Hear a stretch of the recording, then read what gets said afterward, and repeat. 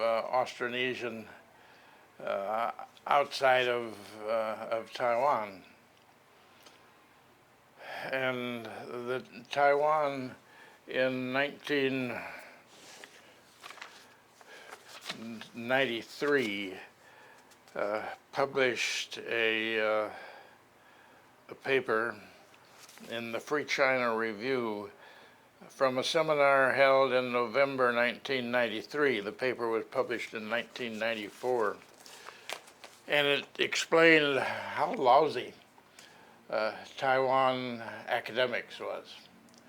That there was lots of publication, no references ever given, so that a lot of it was just the imagination of the guy who was writing the paper.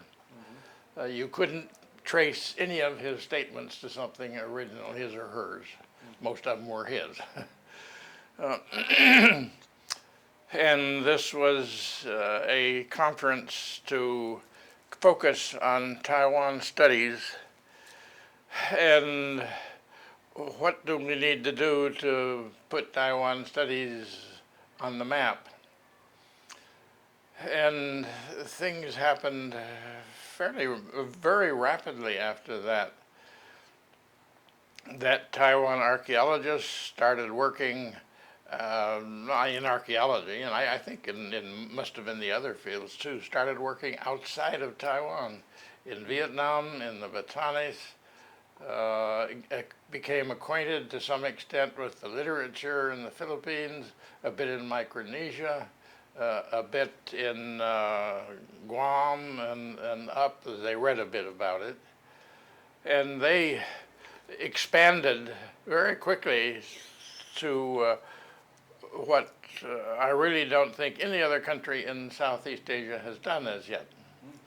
The meetings, this is the important thing about these meetings, is that the students can meet other students and get acquainted with them, and they talk a little bit about what they're doing in the different countries and so on. And it seems to me these meetings, or any international meeting for that matter, is something that's it's the drinking sessions after the meeting that are the important things for expanding the students' knowledge, the students' acquaintance with their, I don't know, I can look at you better, acquaintance with their own country. And I have the impression, well, why don't we go ahead with your questions, or I'll just totally disrupt sure, everything no, you. it's Well, I'll be getting back to that, no doubt. Yes, yes. Well, we're here in Manila with Bill Solheim, and we're asking him some questions about archaeology.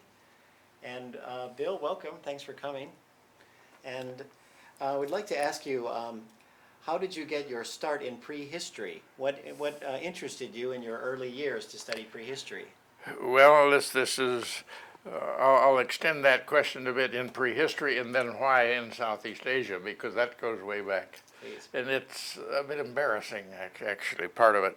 I was always interested in museums, even when my father was a university professor, and when he had a sabbatical, we were back in Ithaca when I was 9, 10 years old. And I've just been around in the United States a fair bit. I love museums. I always liked museums, which seems to me sort of peculiar. It seems to me lots of little kids, lots of people don't care for museums, or the older ones that just have lots of stuff with no relationship and everything else. But I like them just that way, and I love cemeteries. We lived right in Ithaca, right across the street from an old cemetery, and I wandered around there, and there were gravestones in this cemetery going back into the 1700s. And I liked the carvings on the stones, and just the whole thing fascinated me. Now, why Southeast Asia? This is the embarrassing part. It was a movie I saw when I was about, probably around 12 years old, something like that. Sabu the Elephant Boy. And this was imaginary, but based a little bit on Angkor, as it took place in Southeast Asia. And somewhere, about the middle of this movie, Sabu had fallen asleep in the jungle, woke up, and was walking around a little bit and fell into an underground cave. For some reason, the lighting was very good. They took pictures in the underground cave when he fell there, and it was just full of cobras. There were cobras up there everywhere, but they didn't bother him. And in just slight ways in the back of the cave, just full of treasure, gold, just all sorts of things. And then a little later on, I thought, oh, that's what I want to do. And a little later on, they had actually some background pictures of Angkor. So it got connected with Southeast Asia. And there was a paper presented in the journal in Singapore in one of their early issues by a professor of political science at University of Wisconsin, I think, saying how Southeast Asia really had no meaning. It was a purely artificial concept that developed out of the war when the Americans and the British were trying to figure what do we call this area as different from India, as different from China. So they didn't come to any great agreement, but they agreed that its total culture was based on what came in from India and China, and that it had nothing of its own. And the one historian that really got onto this was Walters. Are you acquainted with Walters? Okay. In 1982, I think it was, he did a book, I guess Cornell University probably published it, on Southeast Asian history, culture, and religion in Southeast Asian perspectives. In 1999, he did a revised edition, and it's the revised. I never saw the original, but almost the first half of this revised edition is the first edition. And this was published in jointly between Cornell and some institute in Singapore. And he had discovered prehistory. He'd been talking about the different polities before in Indochina, and in the original book, why, okay, these were either Indian, or for Vietnam, these were Chinese, and this is what sort of formed things for the elite, didn't have much effect on the common people. But he read a book that had papers by Joyce White. You must be acquainted with that name. Okay. On heterarchy. And this was something totally new to him. And he became, I have the impression like that, convinced, okay, this is something that we just haven't thought about.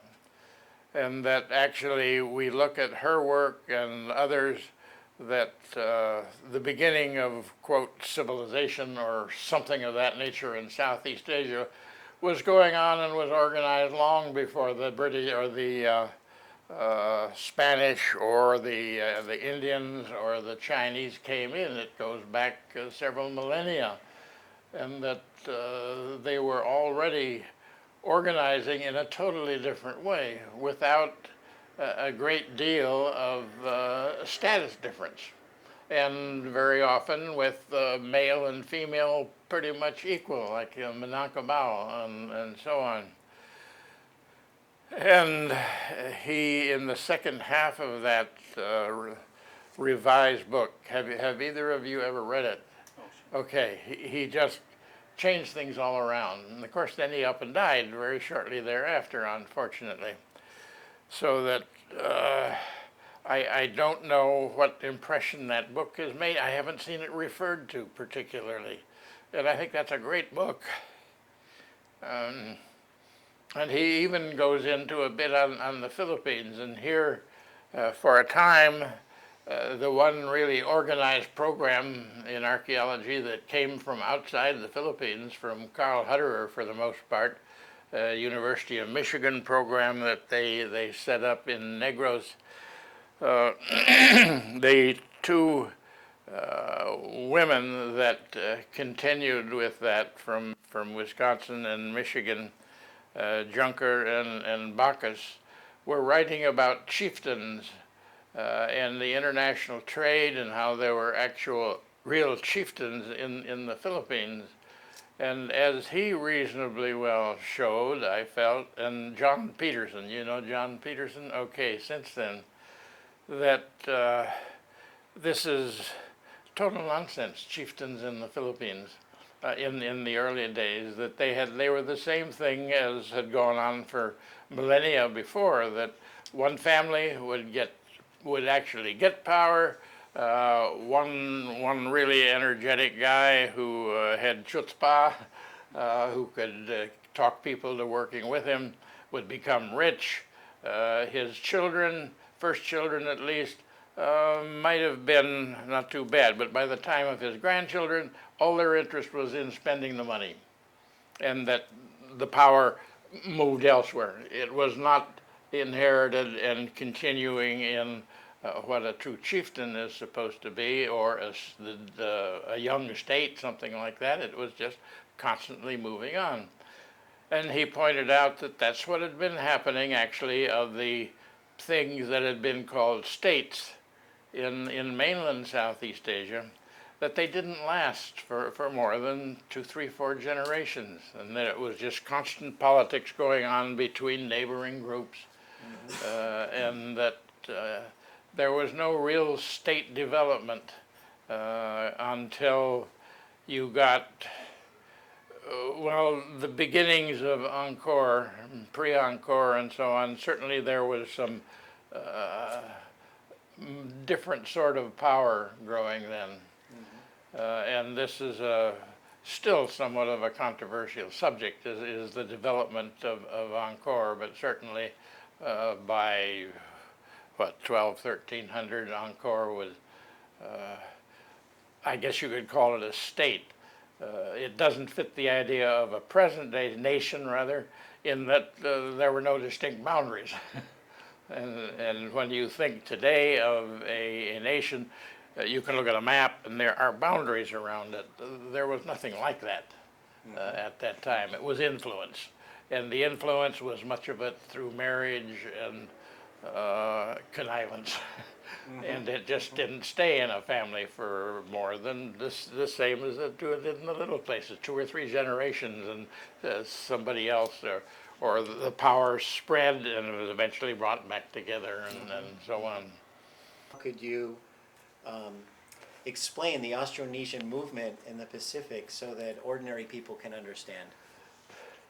Well, this is something actually that archaeologists have a very hard time understanding. My belief, 97% belief of what actually happened. And that is what I had called the Nusantau Maritime Trading and Communication Network.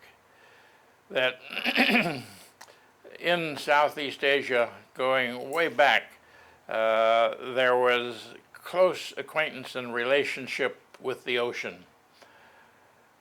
And that you had, in some ways, 2 different kinds of people. You had people living on the shores that were very good with boats and fishing and shellfish gathering in the tides and so on, and you had people living in the mountains. And they were usually enemies of each other. At the same time as trade developed, they became dependent on each other, because what was wanted in international trade was stuff that was grown in the mountains. The people in the lowland didn't grow it, so they had to trade to get the stuff. And Austronesian, as a language, was late in this development. And the thing that makes it appear to be late is the climatic optimum, as it was called, the period, what, you can correct me here, around 3 to 5,000 BC, something like that, when it was a bit warmer and sea levels had risen a bit. And you had many of the sea sites covered by water. And many of these were at mouths of rivers and silt coming down and so on. These were covered, so that there was virtually no information about this.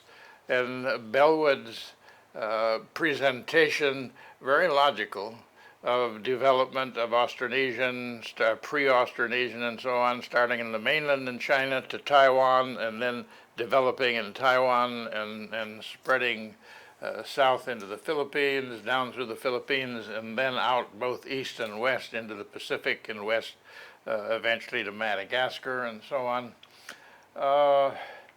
This, as long as there was hardly any archaeology, just a bit, this seemed very reasonable. It didn't to me, it didn't to Harrison, it was just too simple. People aren't simple. People are complicated, and they were a long ways back, so that his picture of the development of Austronesian coming after after 5000 BC, developing first in Taiwan for a couple thousand years, then moving into the Philippines, presumably because of pressure for more land, moving south through the Philippines, and then from Mindanao heading out into the Pacific.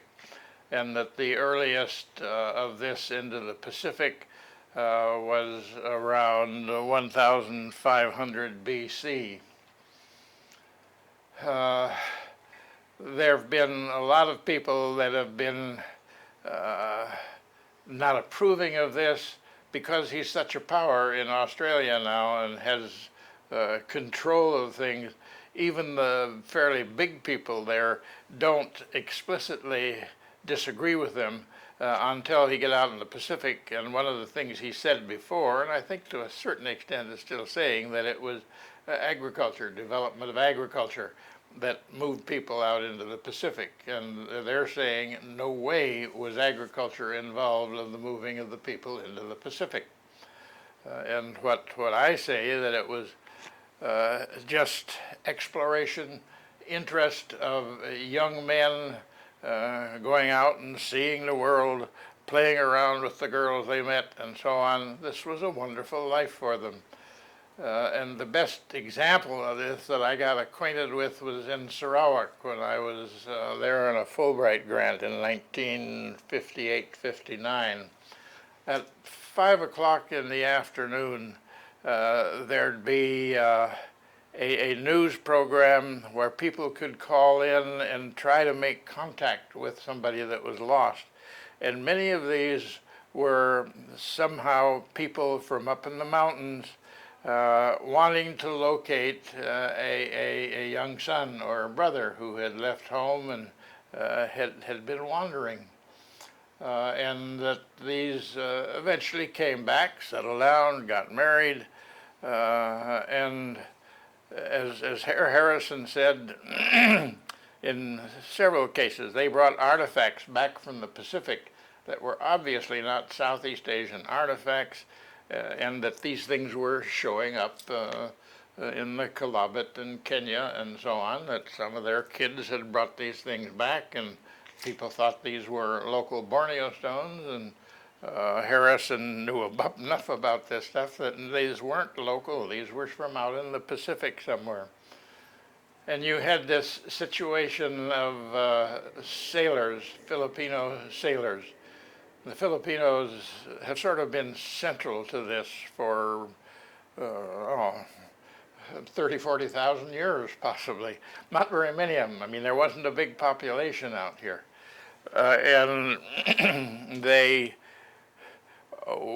purposefully, but obviously without a committee meeting deciding this, kept the population down with a bit of infanticide. And one of the peculiar things that I don't think the medical people have explained yet, that the young girls who, on the mountain province in particular in the Philippines, the Bontoc and the Ifugao, from about the age of 9 moved into a girl's house. During the day they'd be with their family of origin eating and so on, but at night they'd move into the girl's house. And it would only be the girls there, but they were constantly entertaining boys from neighboring places that had to be in there before dark. They were safe. If they were out after dark, they were enemies. They'd lose their heads, so they stayed there all night. And these girls, many of them, from the time they were 9, some of them later, were sleeping with different boys almost every night. And gradually, as they got older, they slowed down on how quickly they married. But one of the hypotheses as to why all of these girls weren't getting pregnant was that just in effect the competition between the sperm negated each other, so that very seldom did they get pregnant. And once they got pregnant, their immediate boyfriend, good, he would be very happy to marry her because she'd proved that she could have children and so on. And except for the few elite families at that time who wanted to protect their lineage, they thought, there was no attention, very little attention paid to this. And it's only that when you got Christian missionaries in there and so on that started messing things up, that this sort of thing gradually over 50, 60 years died out. It didn't immediately die out, but I haven't been in Bontoc in a long time. I don't know, it might still be going on in Bontoc. But I doubt it. But in any case, things have changed culturally tremendously. And this was a change that went along with the movement of the Austronesian languages. This is an important thing to remember, that for a long time early on when Bellwood was getting started on his, he was as strong as I was on emphasizing linguistics, genetics, and culture do not move together. They're 3 separate things. All of them have to move with people, but there's not a one-to-one correlation in this movement, that these things somehow go in different ways. And that Peter has been very strongly influenced by the linguistic end of it. He feels that virtually none of the other archaeologists have. I have, but in a different way than he has. And it's as much as anything through, and archaeology, that I disagree with Bellwood on this movement of Austronesians into the Pacific. My New Santao maritime trading, I don't memorize these things, I gotta try to remember, trading and communication network was primarily amongst Austronesian speaking people, but not totally. And they came in contact with others, and one of the things that was spreading, but to some extent from New Guinea back to the west, arboriculture. And there were some plants that were domesticated in the interior in New Guinea long before anywhere else in the world. They go back 9,000-10,000 years. But there's been recent work that both Charles Hyam and Peter Bellwood and Ian Glover, the sort of triumvirate that's had this agreement to a certain extent on the Austronesians and who they were. They just didn't believe these reports of that McNish and a group of Chinese archaeologists he was working with presented at a paper at one of our meetings in, where was this, Malacca, where he was saying that at these sites in the mountains in South China, the wild rice was a very important element of the diet 23,000 years ago, and that they had fully domesticated rice by 13,000 years ago, and also they were making pottery 13,000 years ago. The most recent note I've seen on this, they have a carbon-14 date for this kind of pottery in Japan at 14,000 BC, that is 16,000 years ago. And this pottery has been found in northern Vietnam, in the mountains in South China, in Japan, and in places in Siberia. I mean, thousands of miles apart, and all the same very primitive pottery, very thick slab-built pottery with surface completion using a vine wrap paddle, and that there just hasn't been enough archaeological sites found through this period. This disappeared after time, and nothing of this sort has ever been found since. But that, 1,000 or 2,000 years later, you started seeing cord marking, you started seeing different kinds of paddle marked pottery, and so on, that you can tie in with different later ethnic groups and so on, so that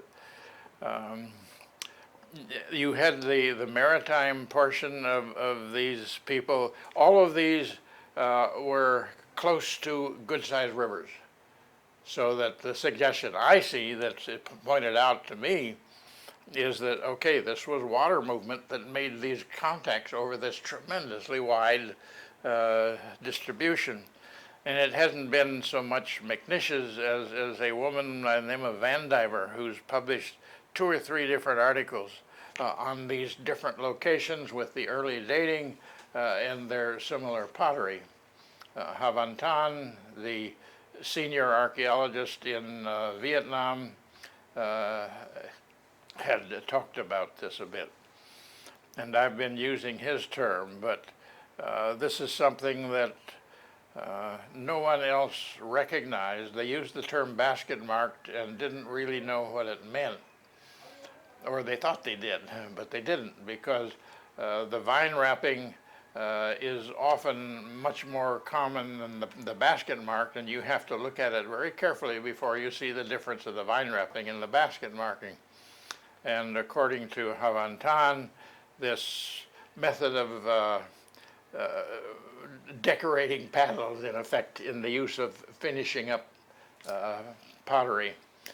The basket marking developed in the south, and the cord marking was stronger in the north. And this is something that, because 99+% of your general audience, educated or otherwise, know virtually nothing about pottery manufacture. So that I've written a couple of short popular articles for a newsletter in Sarawak, and for a newsletter that my Wilhelm G. Solheim II Foundation for Philippine Archaeology, something like that, explaining why potsherds, and how it was that I got interested in potsherds purely accidentally, and how for 10, 15 years I was trying to get other archaeologists, hey, potsherds are very important, tell us about them. And this is one thing that I blame Peter for. He does very good preliminary reports about sites and never makes a final report. And he'll illustrate a few, and oh, right away, here's the pottery. But there's a lot of other stuff there that I'd like to know about. The particular site that I did, the Kalanai cave site in Masbate, on the west coast of Masbate, had 2 or 3 very distinctive big pottery vessels, the form quite different, the decoration on it quite different. They were unique. But Fox and Evangelista, my first archaeology student, Fred Evangelista, in excavating sites over on the east coast of the Bico, came on some similar pottery, and two of these are on display in the National Museum now, that are obvious copies of what I always took to be these unique pieces in Masbate.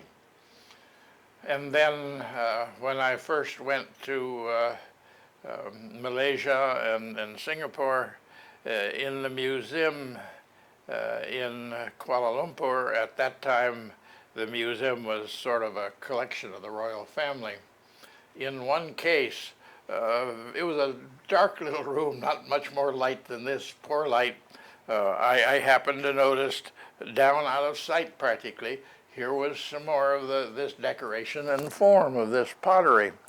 And I got the information about it. This was from a small island off of the east coast of the West Peninsula of Thailand. And this was the first thing where I'd seen this. The stuff was in Sarawak, in Nia Cave. The stuff was here in this little island off the coast. And here it was spread over this tremendous territory. How could this be? And at first I thought of it as a culture, but no one culture would be over this tremendous territory. And this is where the idea of this network, maritime network, trading network, and exploration network developed, that there was no other model. I couldn't point to anything else. This is like that. It was something totally different. Here was a organization that covered the all 2/3 of the world, from Madagascar and the east coast of Africa, all the islands of the Pacific, New Zealand, included stuff in Japan and Korea, and had indications of connections with the New World. But nobody organized it. It happened. And that nobody realized that they were part of an organization that covered the whole world. And this is something totally different than archaeology has ever talked about. Always you have to have somebody that, in the prehistoric times or wherever, somebody of an elite that organized things or started the organization that developed. And here was a tremendous organization that covered, as I say, 2/3 of the world, that had no organizers, and people who were a part of that network had no idea they were part of any sort of a network. And it seemed to be much of this was just the excitement of young people to get out away from home and wander around for a while and then want to go home and settle down and have their family. And this made all of the Southeast Asian islands and the coast of all of Southeast Asia and areas over to India, the east coast of India, and sharing many different things, and in particular developing the Austronesian languages. And one of the reasons that the Filipino languages and the Western Malayo-Polynesian languages are so closely related was that they were in sort of constant touch from one end to the other, so that there was drift in the language. My explanation of the language in my book, did you get a copy of my Nusan Tao book? Yeah, they brought 200 copies and they were all sold out. I don't have a copy myself. They were all sold out. I haven't received, I assume that the press will give me some